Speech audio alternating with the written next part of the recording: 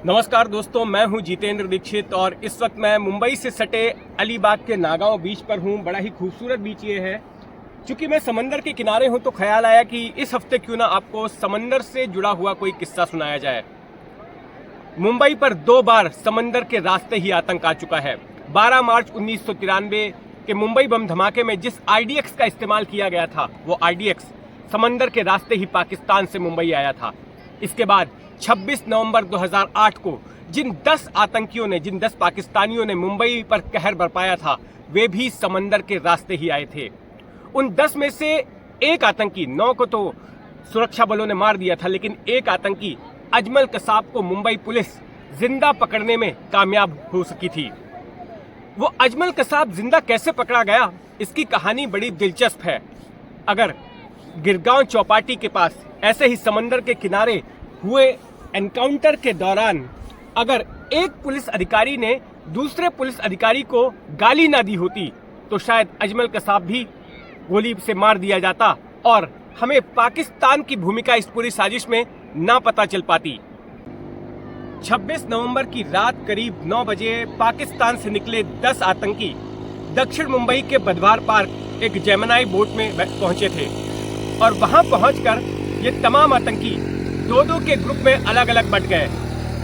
एक ग्रुप था अजमल कसाब और इस्माइल का, बाकी के जो ग्रुप थे कुछ ताज होटल गए, कुछ लियोपोल्ड कैफे गए, कुछ ओबराय होटल गए और 2 आतंकी नरीमन हाउस जो कि यूएस सेंटर है वहां पर पहुंच गए थे और वहां पर उन्होंने खून खराबे को अंजाम देना शुरू कर दिया था। लेकिन अजमल कसाब और इस्माइल पहुंचे थे CST रेलवे स्टेशन और वहां पर सबसे पहले उन्होंने CST रेलवे स्टेशन पर खून खराबा किया और उसके बाद सड़क पार करके जहां कामा अस्पताल है, कामा अस्पताल की लेन में घुसे और कामा अस्पताल में उन्होंने फायरिंग की। फिर उनका एनकाउंटर हुआ मुंबई पुलिस के 3 जांबाज अफसरों के साथ में। ATS चीफ थे हेमंत करकरे और अशोक कामटे जो एडिशनल कमिश्नर थे और विजय सालस्कर जो कि इंस्पेक्टर थे।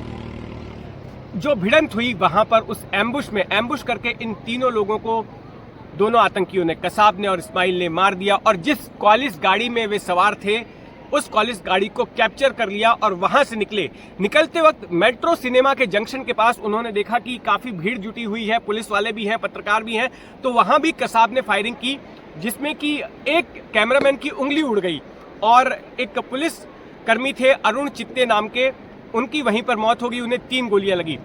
इसके बाद वहां से सीधे कसाब और इस्माइल ड्राइविंग सीट पर था और कसाब उस कॉलेज में बगल में बैठा हुआ था। ये लोग पहुंचे नरीमन पॉइंट की तरफ विधान भवन के पास।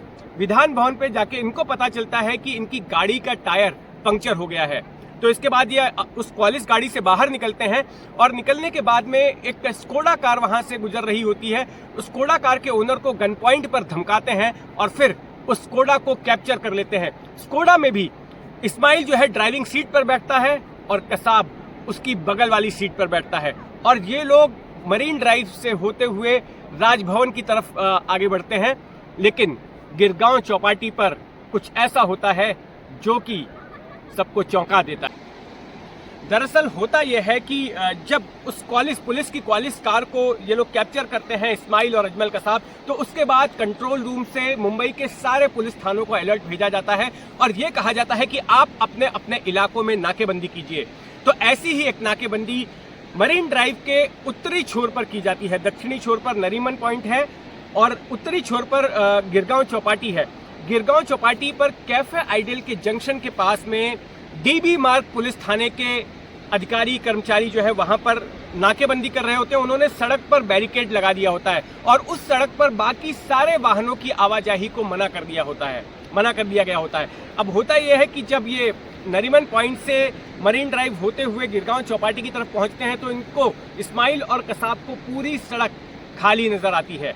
लेकिन इनके पीछे मुंबई पुलिस के एक ASI तुकाराम ओमले लग जाते हैं जो कि अपनी मोटरसाइकिल से इनका पीछा करते हैं और जब इनकी गाड़ी जो स्कोडा कार है जब ये पहुंचती है कैफे आइडियल के पास में, तो कैफे आइडियल में जब ये देखते हैं कि सामने बैरिकेड लगा हुआ है, रास्ता बंद है, तो इस्माइल क्या करता है, इस्माइल तुरंत उस अपनी गाड़ी का हेडलाइट जो है ऑन कर देता है और जो वाइपर है सामने विंडशील्ड का उसको चालू कर देता है और सामने जो पुलिसकर्मी होते हैं वो निशाना साधते हैं, उनको बाहर निकलने के लिए कहते हैं, और पीछे से तुकाराम ओमले जो अपनी मोटरसाइकिल से आ रहे होते हैं वो तुरंत कार के बगल में पहुंचते हैं और बाईं तरफ, चूंकि ड्राइविंग सीट के बगल में कसाब बैठा होता है, वो उसको पकड़ने की कोशिश करते हैं कसाब को, लेकिन कसाब के हाथ में AK-47 राइफल होती है और वो उसका ट्रिगर दबा देता है और तुकाराम ओमले को एक के बाद एक कई गोलियां लग जाती हैं।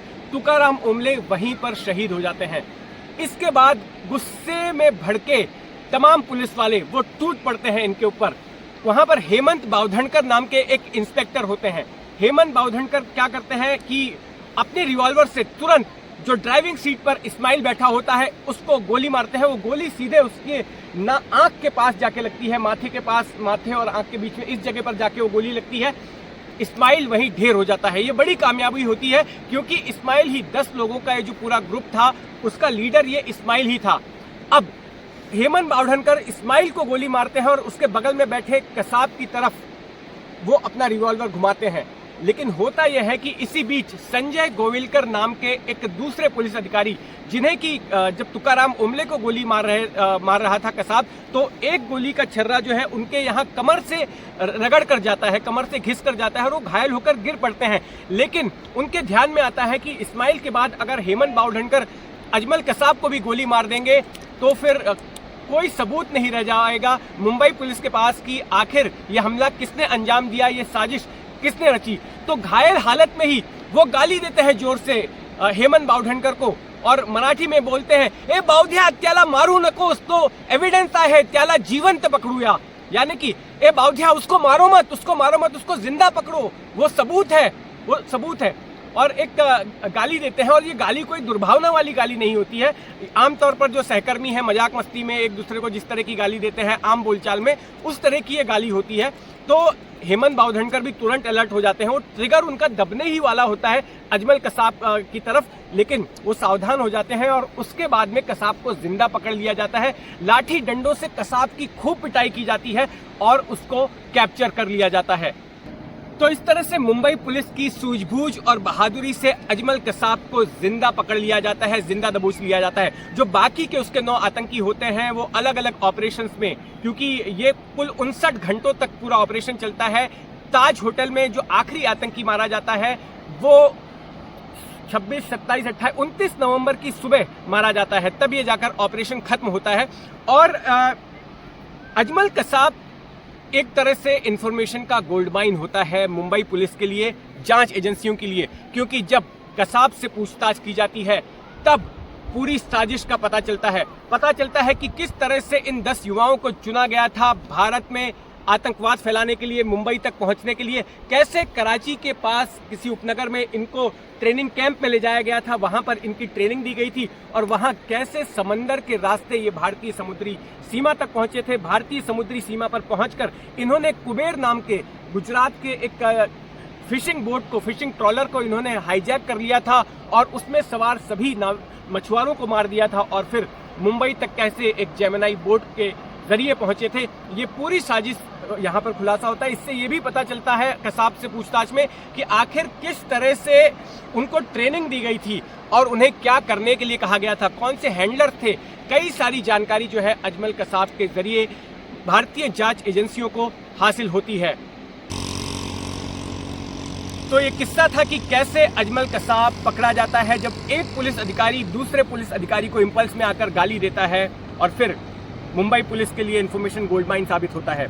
इस जैसे अपराध से जुड़े और किस्सों को सुनने के लिए जुड़े रहे मेरे इस चैनल के साथ में, और अगर आपने अब तक इस चैनल को सब्सक्राइब नहीं किया है तो सब्सक्राइब कर लें। धन्यवाद।